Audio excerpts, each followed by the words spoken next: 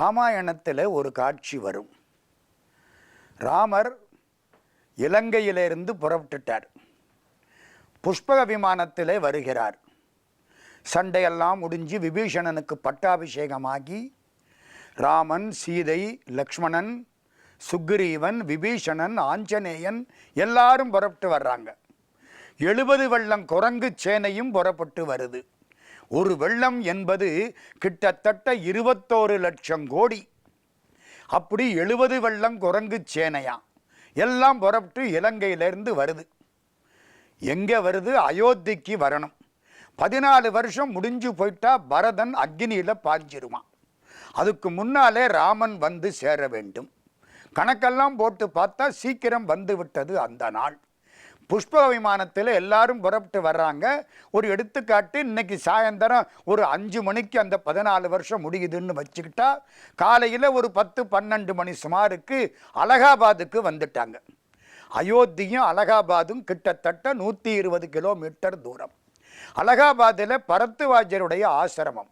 பரத்வாஜ முனிவர் கீழே இருந்து ராமான்னு கூப்பிட்டார். ராமச்சந்திரமூர்த்தி மேலே இருந்து கீழே இறங்கிட்டார். புஷ்பக விமானம் இறங்கிட்டு ராமர், லக்ஷ்மணர், சுக்ரீவன், ஆஞ்சநேயன், சீதாதேவி எல்லாரும் வந்துட்டாங்க.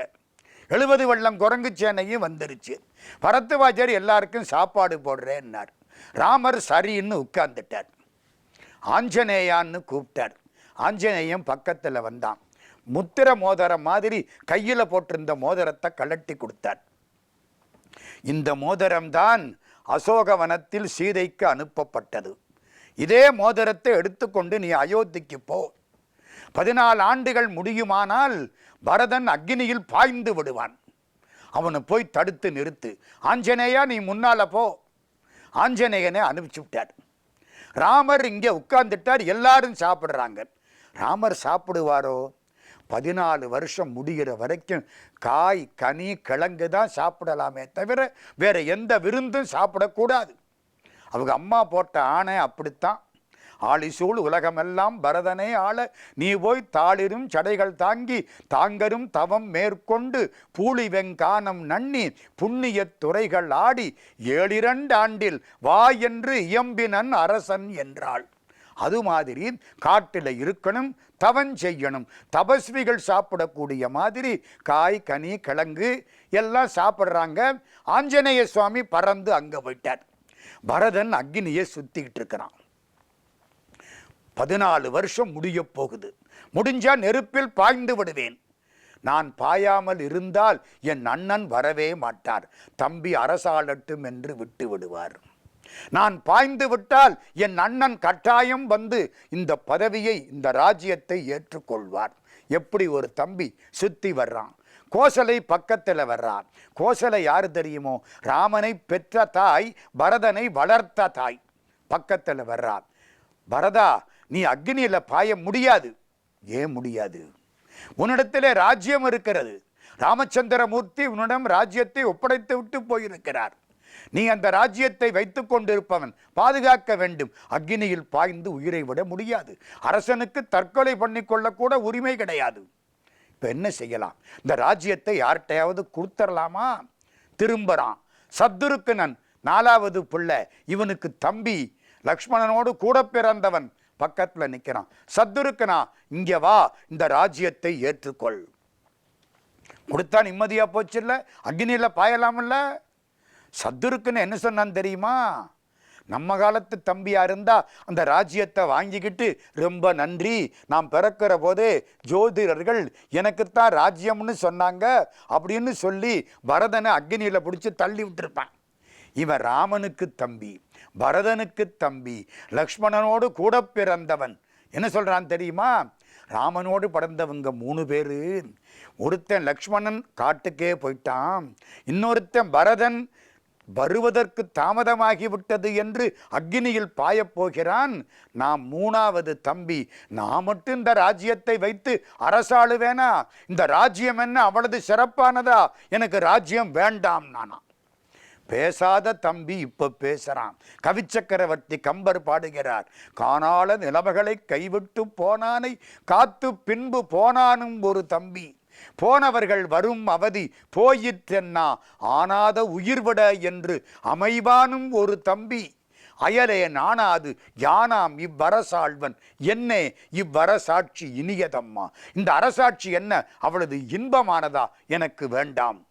இப்ப பரதன் தவிக்கிறான், அக்னியில பாய முடியலே. அந்த நேரத்திலே ஆஞ்சநேயர் மேல வந்துட்டார்.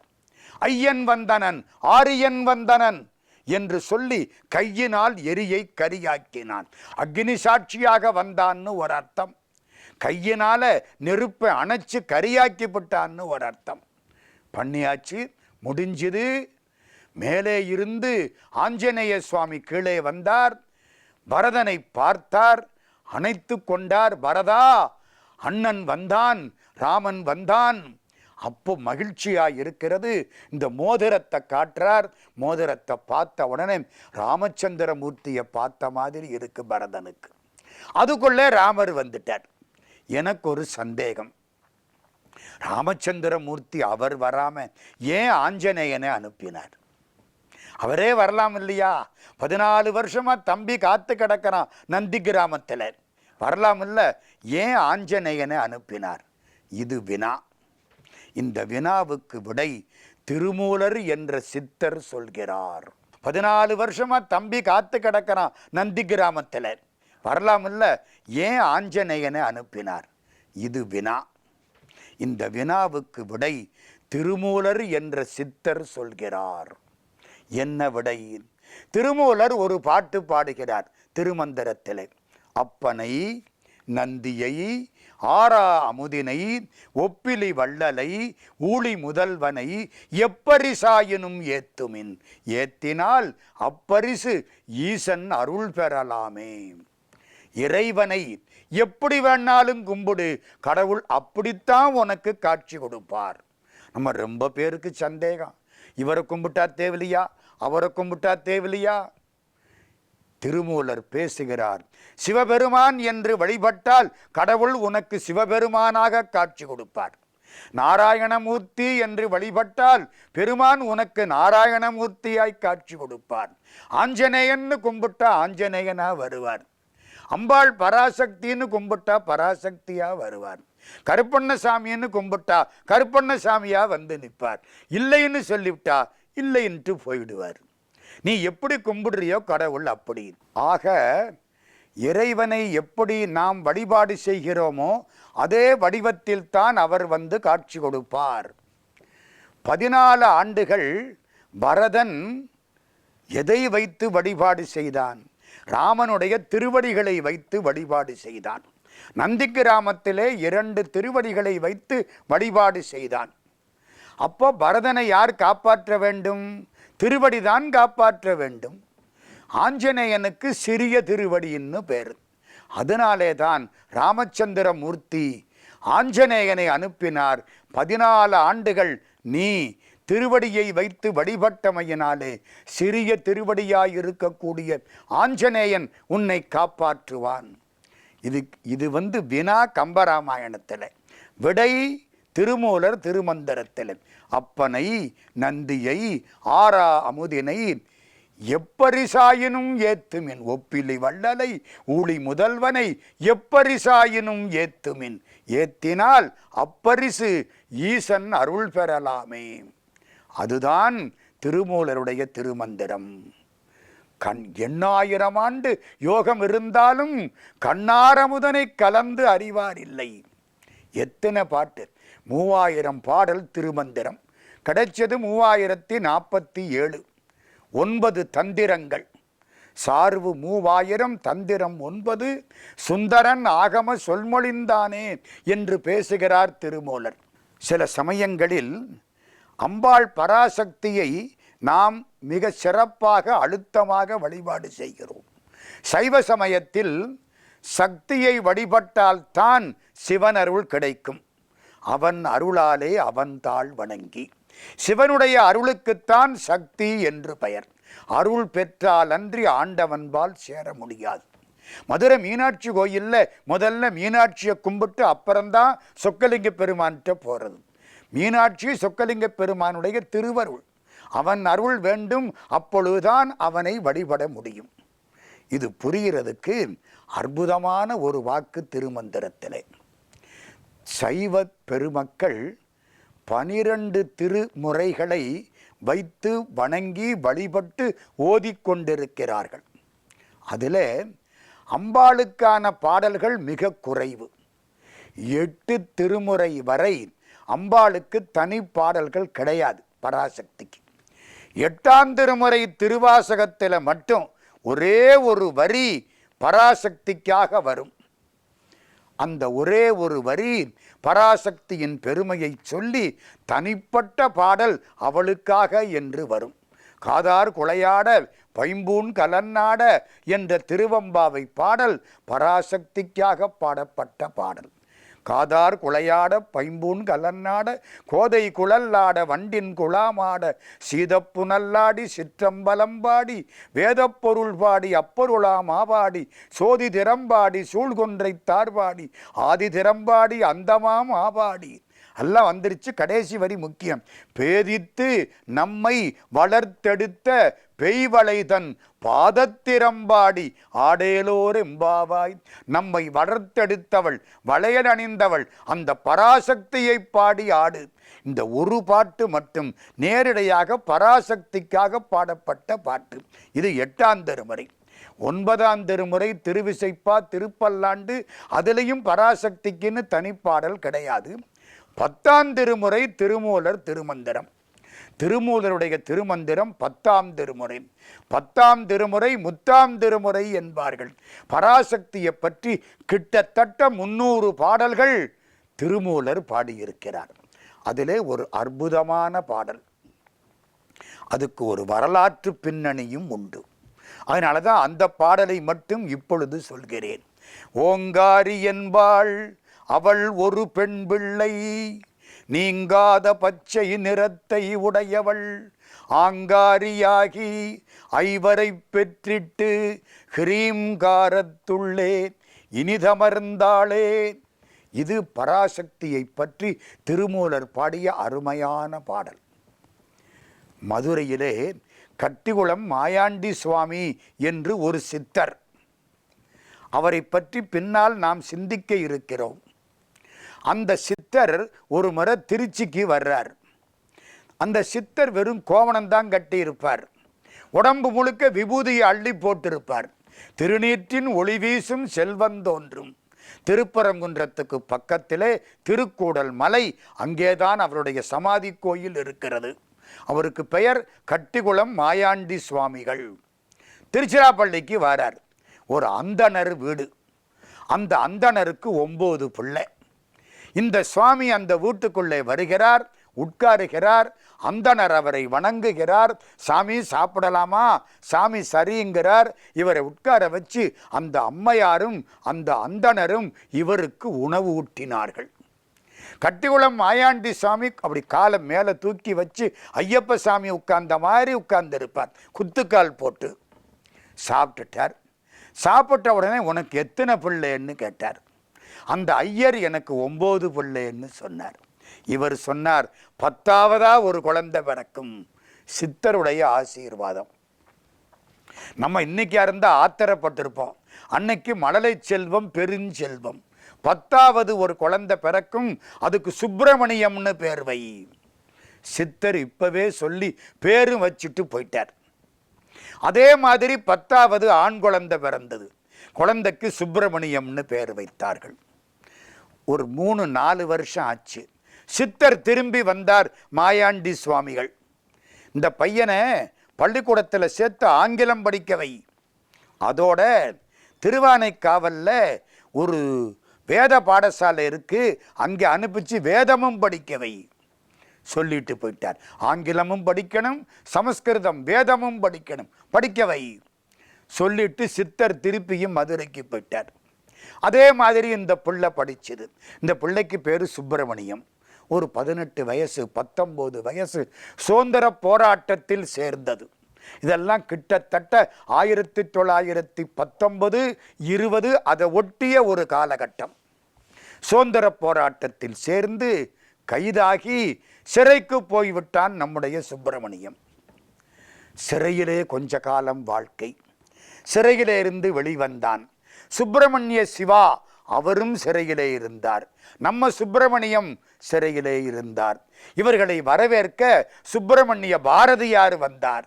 3 சுப்பிரமணியங்கள் ஒன்று சேர்ந்தன. பாரதியார் எட்டயபுரத்துக்கு போய்விட்டார். சுப்பிரமணிய சிவாவும் தன் வழியை பார்த்து கொண்டு போய்விட்டார். நம்ம சுப்பிரமணியத்துக்கு மனசு நிம்மதி இல்லை. நான் சுதந்திர போராட்டத்தில் தொடர்வதா, அல்லது கல்யாணங்காட்சி பண்ணிக்கொள்வதா, அல்லது இறைவனுடைய திருவடியை நினைந்து சன்னியாசியாக மாறிவிடுவதா, ஒன்றும் புரியல. குழப்பமா இருக்கு, வாழ்க்கை குழப்பமா இருக்கு. எங்கெங்கயோ சுத்தினார், ஒன்று நிம்மதி இல்லை, மனசுல நிம்மதி இல்லை. எங்கே நிம்மதி, எங்கே நிம்மதி, அங்கே எனக்கோர் இடம் வேண்டும் என்று பாடியது மாதிரி ஊரெல்லாம் சுத்தி மதுரைக்கு வந்துட்டார் சுப்பிரமணியம். மதுரை மீனாட்சி கோயில், சித்தர் அழகான ஒரு திருவுருவம், சித்தருடைய சந்நிதிக்கு முன்னால வந்து உட்கார்ந்திருக்கார். சுப்பிரமணியத்துக்கு மனசு முழுக்க குழப்பம். நான் என்ன பண்றது? கண்ணை மூடினார், தியானம் பண்ணினார், முழிச்சார். எதிர்த்தாப்புல கட்டிக்குளம் மாயாண்டி சாமி வந்து உட்கார்ந்திருக்கார். இவர் புறக்கு முன்னால பேர் வச்சவர், பிறந்ததுக்கு அப்புறம் பள்ளிக்கூடம் சொன்னவர், 3வது முறையா வந்து முன்னால உட்கார்ந்திருக்கார். இவர் குழப்பமெல்லாம் தீர்ந்து போச்சு. சித்தர் முகத்தை பார்த்தார். அம்பாள் பராசக்தியை கும்பிடு, நான் சொல்ற பாட்டை சொல்லு, புறப்பட்டு போ, எல்லாம் நல்லா இருக்கும். எந்த பாட்டை சொன்னார் தெரியுமா? திருமூலர் திருமந்திரம். ஓங்காரி என்பாள் அவள் ஒரு பெண் பிள்ளை. அம்பாளுக்கு ஓங்காரின்னு பேர். அ உ ம 3 சேர்த்தா ஓம். ஆ என்பது இறைவன், ஊ என்பது பராசக்தி, மா என்பது ஆன்மா, 3 சேர்ந்தா ஓம். ஓங்காரி. ஆ என்பது படைத்தல், ஊ என்பது காத்தல், மா என்பது ஒடுக்குதல், 3 சேர்ந்தா ஓம். ஓங்காரி என்பாள், ஓங்காரமயமானவள் பராசக்தி. ஓங்காரி என்பாள் அவள் ஒரு பெண் பிள்ளை. அவள் ஒரு பெண் வடிவத்தில் இருப்பாள். நீங்காத பச்சை நிறத்தை உடையவள். அவள் பச்சை நிறமா இருப்பாள். அம்பாள் பராசக்தி பச்சை நிறம். 3வது வரி ரொம்ப முக்கியம். ஆங்காரியாகி. என்ன ஆங்காரம்? இந்த ஆன்மாக்களை கடைத்தேற்றி தீருவேன், இந்த ஆன்மாக்களுக்கு அறிவு தருவேன், இந்த ஆன்மாக்களை பக்குவப்படுத்தி ஆண்டவனோடு 2 கலக்கச் செய்வேன். அதுதான் அவளுடைய ஆங்காரம். 5 பிள்ளைகளாம் அவளுக்கு. பராசக்திக்கு 5 பிள்ளைகளாம். திருமூலர் திருமந்திரம். என்ன 5 பிள்ளை? படைக்கிறதுக்கு பிரம்மா, காப்பாத்துறதுக்கு விஷ்ணு, ஒடுக்கிறதுக்கு ருத்ரன், மறைக்கிறதுக்கு மகேஸ்வரன், அருள் பண்றதுக்கு சதாசிவன். ஆக்கல், காத்தல், அழித்தல், மறைத்தல், அருளல். பிரம்மா, விஷ்ணு, ருத்ரன், மகேஸ்வரன், சதாசிவம்.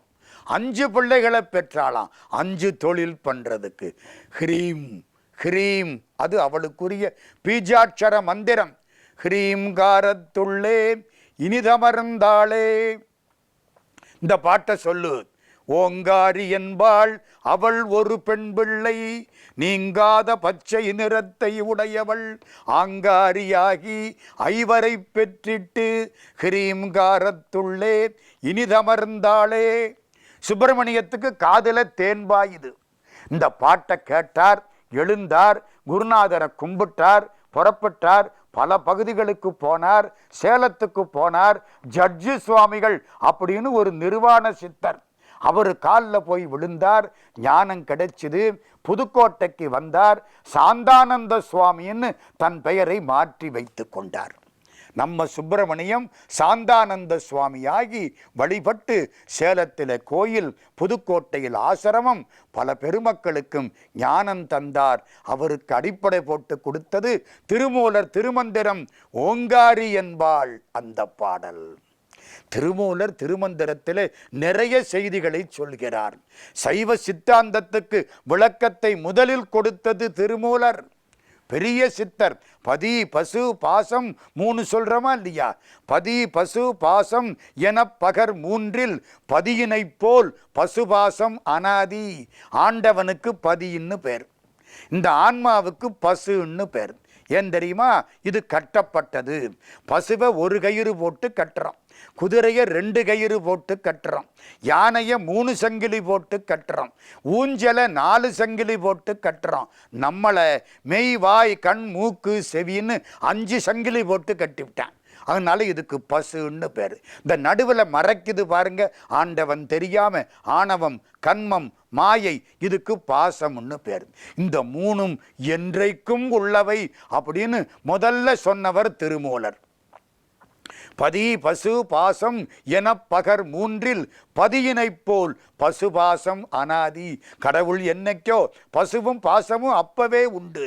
கடவுள் பக்கத்தில் வந்தா இந்த பாசம் ஓடி போய்விடும். ஆன்மா பாசத்தோடு இருக்கிற வரைக்கும் கடவுளை பார்க்க முடியாது. கடவுள் பக்கத்தில் வர்ற பொழுது இந்த பாசம் ஓடி போய்விடும். பதி பசு பாசம் என பகர் 3ல் பதியினைப் போல் பசுபாசம் அனாதி. பதியினை சென்றணுகா பசுபாசம். பசு பாசத்தோடு இருக்கிற வரைக்கும் பகவான் கிட்ட போகாது. பதி அணுகில் பசுபாசம் நில்லாவே. கடவுள் வந்துட்டா பாசம் ஓடிப்போய்விடும், பசு பதியோடு சேர்ந்து விடும். சைவ சித்தாந்தத்துக்கு அருமையான விளக்கத்தை முதலில் கொடுத்தவர் திருமூலர். அவர் மிகப்பெரிய சித்தர்.